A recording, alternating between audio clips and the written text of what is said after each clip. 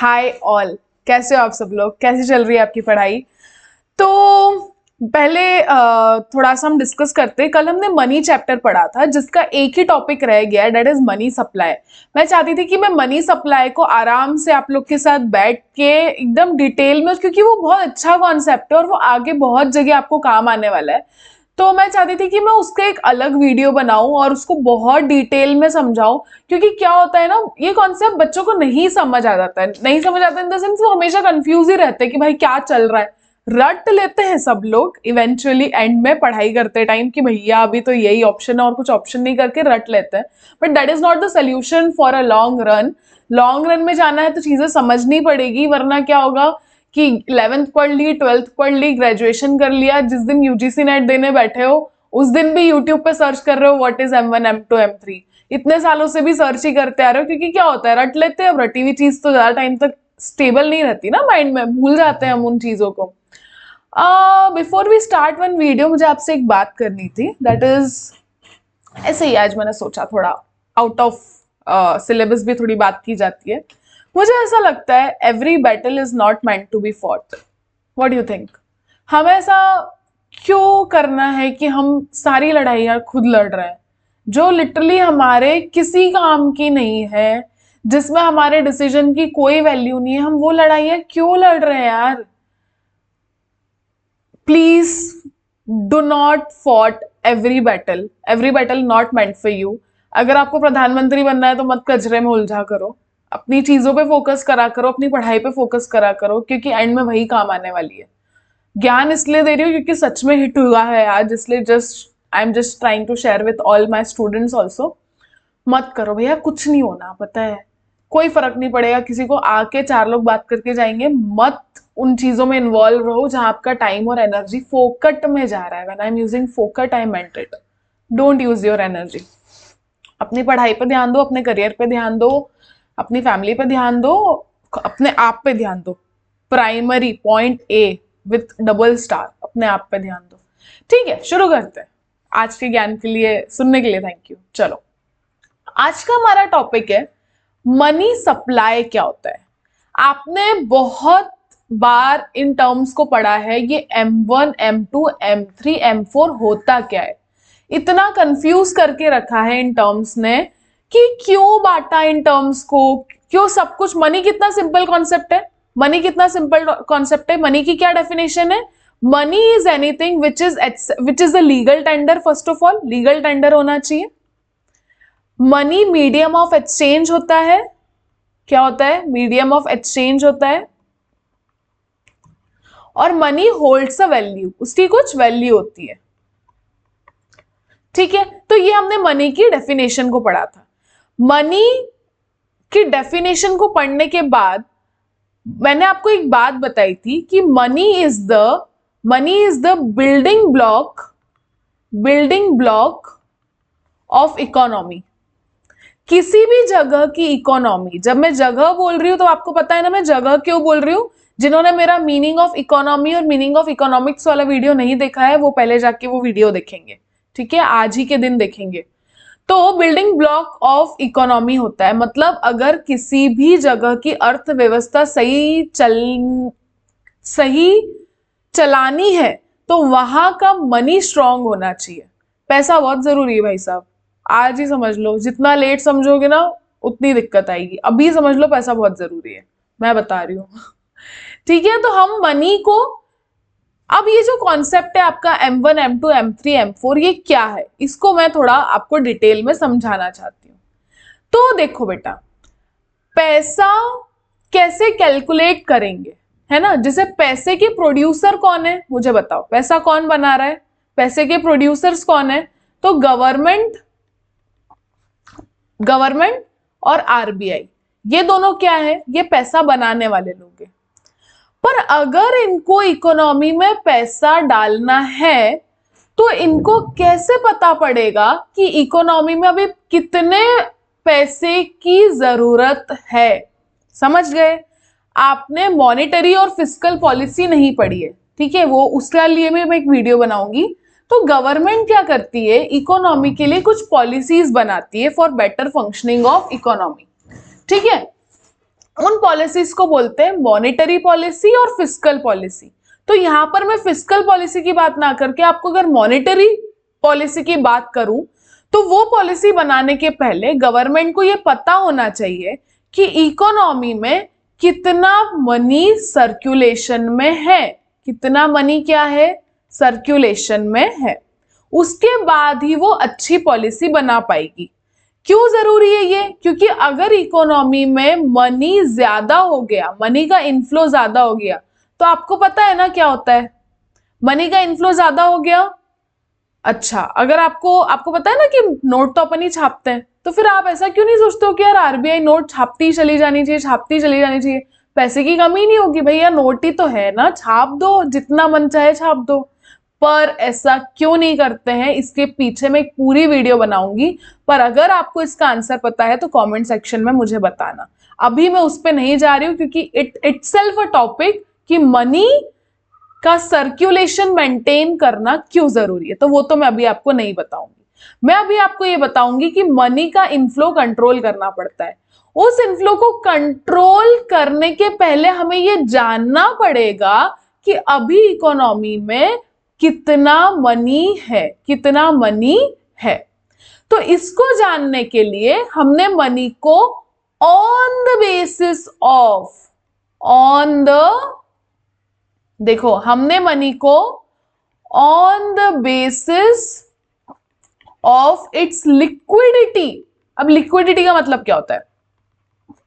Liquidity का मतलब होता है, लिक्विडिटी पता है, मनी की लिक्विडिटी। For example cash. अगर आज मेरे को कोई भी सामान खरीदने जाना है, मैंने भैया को कैश दिया, भैया ये लो पैसे, 500 रुपए का सामान, जैसे फॉर एग्जाम्पल मैं बॉटल खरीदने गई, भैया ने कहा कि 500 रुपए की बॉटल है, मैंने उनको 500 की नोट दी, उन्होंने मुझे बॉटल दे दी, भैया बाय बाय, भैया थैंक यू, ठीक है, ये मेरा काम हो गया, सबसे लिक्विड। अब मान लो ये तो सबसे लिक्विड था। दूसरा लिक्विड कि मैं जाऊं अपनी बैंक में और मेरी बैंक में जो पैसा पड़ा है मैं वो एटीएम से विड्रॉ करके लाऊं और मैं भैया को दे दूं। तीसरा क्या है, मैं चेक लगाऊं। अब ये आप देख रहे हो कि कितनी दिक्कत हो रही है। चौथा क्या है कि मैं गोल्ड बेच दूं, है ना, गोल्ड है, इन्वेस्टमेंट है, ये बेच दो। तो ये आप देख रहे हो मनी की लिक्विडिटी है कि मनी कितनी जल्दी लिक्विड होता है, कितनी जल्दी वो आपको रिसोर्स में कन्वर्ट होकर आपकी मीडियम ऑफ एक्सचेंज बन सकता है, उसको बोलते हैं लिक्विडिटी। तो लिक्विडिटी के आधार पर, लिक्विडिटी मतलब समझ आया ना आपको अच्छे से, लिक्विडिटी मतलब अपन कितनी फुर्ती से उससे सामान खरीद सकते हैं, वो लिक्विडिटी। भैया मुझे एक बात बताओ, आज मेरे को कोई चीज खरीदनी है, अगर मेरे पास नगद पड़ा है तुरंत जाऊंगी, नगद पैसा दे के वो चीज मैं खरीद लूंगी। पर मान लो मेरे पास जमीन पड़ी है और मैं बोलूंगी तो पता है मेरे पास 1 करोड़ की जमीन पड़ी है और मैं कुछ भी खरीद सकती हूँ, तो अभी तो नहीं खरीद सकती हूँ ना भैया, पहले तो जमीन बेचनी पड़ेगी, उसके बाद मेरे को पैसा आएगा फिर खरीदूंगी। तो land is not that much liquid but your cash is liquid. इतना लिक्विडिटी का आई होप समझ आ गया। आगे बढ़ो। तो लिक्विडिटी के आधार पर मनी को 4 भाग में बांटा गया, जिसका नाम है M1, M2, M3 और M4। इसी को कहा गया मनी, इसी को क्या कहा गया,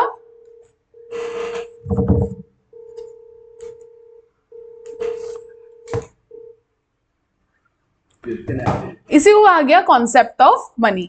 4 भाग में बांटा गया on the basis of liquidity. ठीक है, ठीक है, अब मेरी बात सुनो, ये हो गया। अब मैंने इसको और डिटेल में समझाने के लिए आपके लिए एक पीपीटी बनाई है, उस पीपीटी को आपको मैं समझाने वाली हूं। ठीक है, चलो शुरू करते हैं।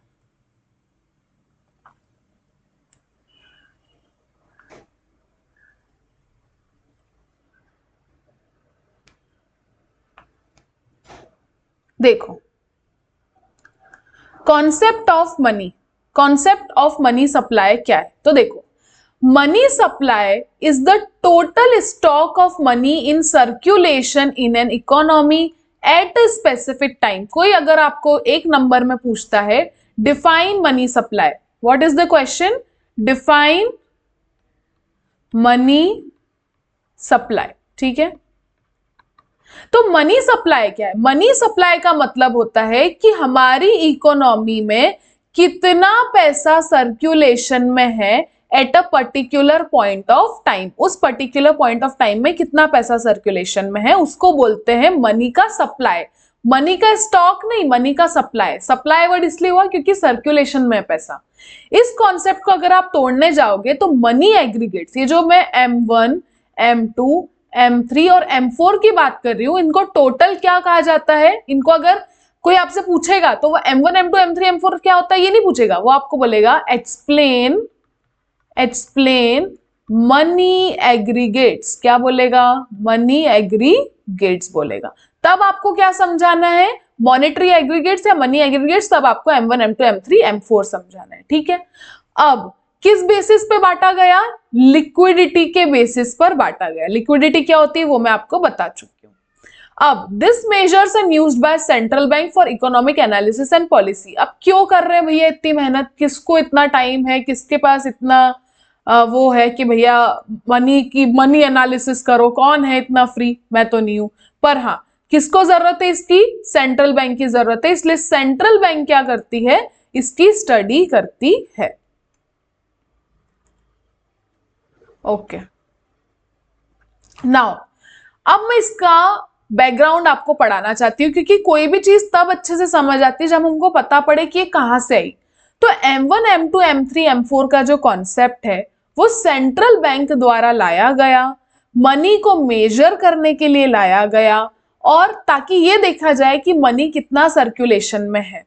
तो सबसे पहले 1977 में आरबीआई द्वारा एक ये पॉलिसी लाई जाती है ताकि वो मॉनेटरी कंडीशन को एग्जामिन कर पाए। ठीक है, तो आपको बैकग्राउंड समझ आ गया। अब इसका इवोल्यूशन कैसे हुआ, मैं आपको ये सिर्फ जनरल नॉलेज के लिए पढ़ा रही हूं। आपकी शायद एग्जाम में आपसे इतना डिटेल ना पूछे, बट अगर आपको इतना डिटेल समझ नहीं आया ना तो आपको कॉन्सेप्ट भी समझ नहीं आएगा। तो मनी को लिक्विडिटी के आधार पर बांटा गया। आरबीआई ने बांटा, इसलिए बांटा क्योंकि उसको मॉनेटरी पॉलिसी बनानी थी। उसको जानना था कि इकोनॉमी में कितना पैसा सर्कुलेशन में है, ताकि वो उतना ही नोट छापे जितनी मार्केट में, जितनी इकोनॉमी में उसकी जरूरत है। तो सबसे पहले 1977 में बात करी गई, फिर 1998 में रिवाइज की गई, और आज की तारीख में हम ब्रॉड मनी, सबसे ब्रॉड मनी कौन सा है? M3 है हमारा सबसे ब्रॉड मनी। ठीक है, अब आ जाओ कि कैलकुलेट कैसे होता है। सबसे पहले मैं आपको बता देती हूँ होता क्या है। ठीक है, चलो होता क्या है? M1, M2, M3, M4। तो M1 जो है ना बेटा, इसको बोलते हैं नैरो मनी। क्या बोलते हैं? नैरो मनी, क्योंकि ये सबसे ज्यादा लिक्विड है। क्यों लिक्विड है? इसके अंदर जो कंपोनेंट्स है वो द मोस्ट लिक्विड कंपोनेंट है as compare to M2, M3 और M4। क्या है इसके कंपोनेंट, वो मैं अब आपको बताती हूँ। तो M1 के अंदर क्या आता है? देखो, सबसे पहले M1 के अंदर आता है सेविंग डिपॉजिट। देखो मुझे थोड़ा इसका व्यू चेंज करना चाहिए।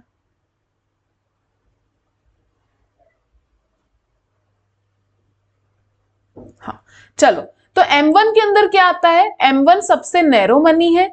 इसके अंदर आता है the most liquid money used for immediate transaction. मगर मतलब अगर आप किसी दुकान पे जाते हो, आपको कोई चीज पसंद आती है और आपको तुरंत वही ट्रांजैक्शन करना है, तो आप M1 के कंपोनेंट की मदद से इजीली कर सकते हो। कौन कौन से कंपोनेंट है? तो सबसे पहले तो इसके अंदर आता है करेंसी इन सर्कुलेशन। आज मेरे पास में ये जो पैसा है, ठीक है, आज मेरे पास में ये जो पैसा है, ये दिख रहा है आपको, ये मेरा सबसे लिक्विड मनी है। जैसे ही मुझे पैसे की जरूरत होती है, मैं जाके भैया ये लो मेरा पैसा और मुझे सामान दे दो। मोस्ट लिक्विड, तो ये M1 में आ जाएगा। दूसरा M1 में क्या आएगा? Demand deposit. क्या आएगा? Demand deposit. भैया मेरा पैसा बैंक में पड़ा है, मेरा पैसा मैंने जमा करवाया, मैं खुद गई थी जमा कराने, मेरा पैसा है, बैंक का पैसा नहीं है। डिमांड डिपॉजिट है, ना कि टाइम डिपॉजिट। जो आपके सेविंग खाते में होता है ना, वो आपका डिमांड डिपॉजिट है। आप गए करंट अकाउंट में, आप गए वहां पे, आपने कहा भैया 2000 रुपए विड्रॉ करने, वो बोले ठीक है पर्ची भरो, पर्ची भरी, 2000 रुपए मिल गए, ये हो गया अपना काम। बाकी क्या ये उतना लिक्विड है जितना मेरा ये वाला लिक्विड था? नहीं, बट उससे थोड़ा सा तो लिक्विड है। तो अब ये वाला मनी किस में आएगा? M1 में आएगा। मुझे एक बात बताओ, आपका पैसा है, आप चेक लगा सकते हो, तो चेक किसका पार्ट हो गया? M1 का पार्ट हो गया। कंफ्यूज मत होना। Other deposit with central bank. Central bank मतलब आरबीआई। आरबीआई के अंदर जो डिपॉजिट्स है, आरबीआई के अंदर कौन से डिपॉजिट्स हैं वो मैं आपको अभी नहीं बताऊंगी, बाद में बताऊंगी, घबराओ मत। अब आता है M2। M2 के अंदर वो सारा सामान तो आएगा ही आएगा जो M1 में है, क्योंकि लिक्विडिटी की बात हो रही है ना भैया। तो ये लिक्विडिटी तो मैंने आपको बता दी। अब इससे थोड़ा कम लिक्विड, तो इससे थोड़ा कम लिक्विड में M1 तो है, पर साथ ही साथ ये थोड़ा स्लाइटली लेस लिक्विड है। इसके अंदर M1 तो है, साथ ही साथ saving deposit with post office saving bank, रट लो इसको। पोस्ट ऑफिस सेविंग बैंक का जो डिपॉजिट है वो किस में आता है? M2 में आता है। अब M3 में आओ। M3 को क्या बोलते हैं? Broad money. क्या बोलते हैं? Broad money. M1 narrow money, M3 broad money. कोई आपको पूछेगा बेटा नैरो मनी क्या होता है जरा बताना, तो M1 पे टिक मारना। कोई आपसे पूछे ब्रॉड मनी क्या होता है, तो M3 पे टिक मारना।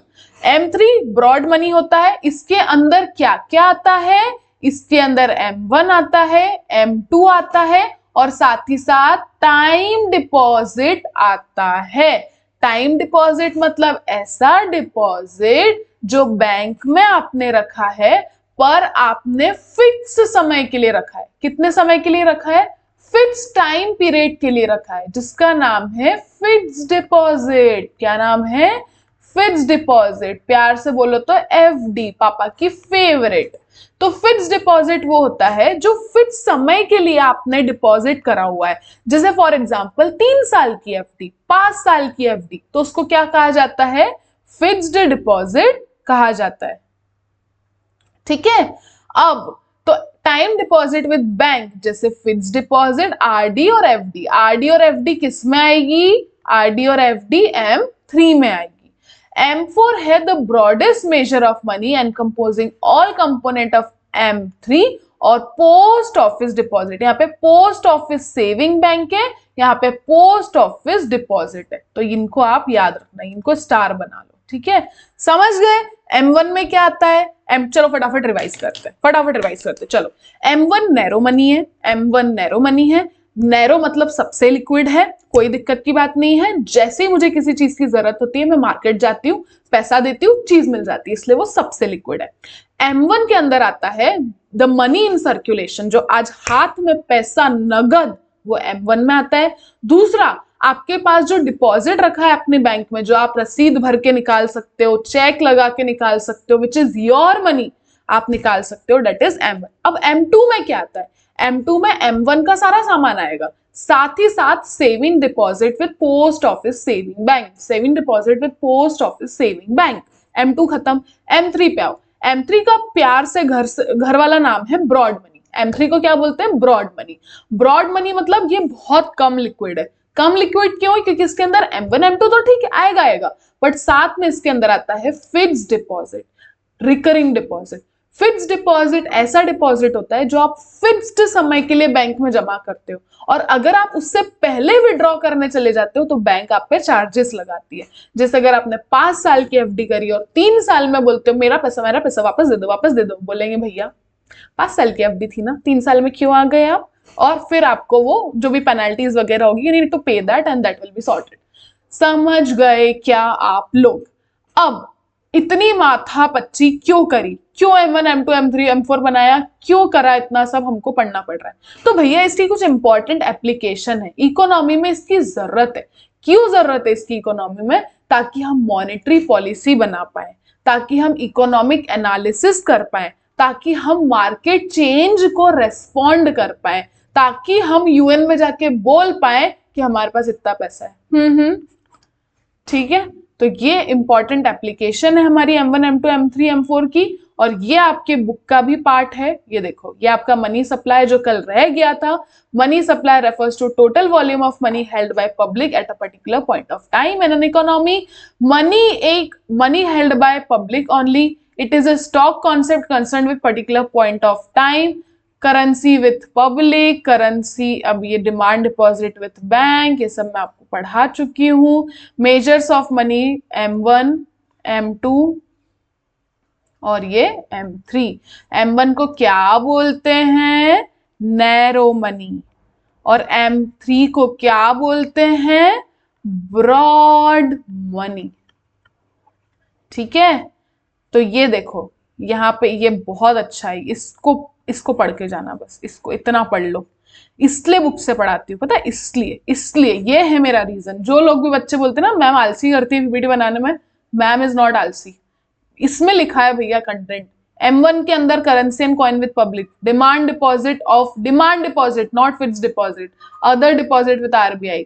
M2 के अंदर M1 तो आएगा, साथ ही साथ saving deposit with post office saving bank. M3 के अंदर M1 भी आएगा और M2 भी आएगा, और नेट टाइम डिपॉजिट दो टाइप का होता है, फिक्स्ड डिपॉजिट और रिकरिंग डिपॉजिट। M4 के अंदर M3 और total deposit with post office saving bank. यहां पर क्या लिखा है? Only saving deposit with post office saving bank, और यहां पे लिखा है total deposit with post office saving bank. Confuse मत होना, ठीक है। चलो, तो M1 को क्या कहा जाता है? Narrow money. M3 को कहा जाता है ब्रॉड मनी। और इस तरह से लिक्विडिटी के आधार पर हमने मनी सप्लाई को बांटा। आपको ऐसा क्वेश्चन आ सकता है। अब मुझे फटाफट बताओ, currency with public M1, demand deposit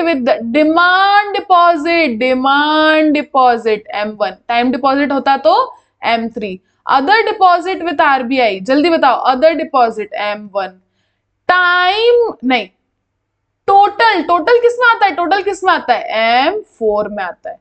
time deposit with bank, time deposit M3 में आता है। पोस्ट ऑफिस सेविंग बैंक का डिपॉजिट, टोटल नहीं, तो ये किस में आएगा? जल्दी बताओ, आप बताना कमेंट में। चलो, और इस तरह से हमने आपको मनी सप्लाई भी पढ़ा दिया है। If you like the video, please like, please share, please comment.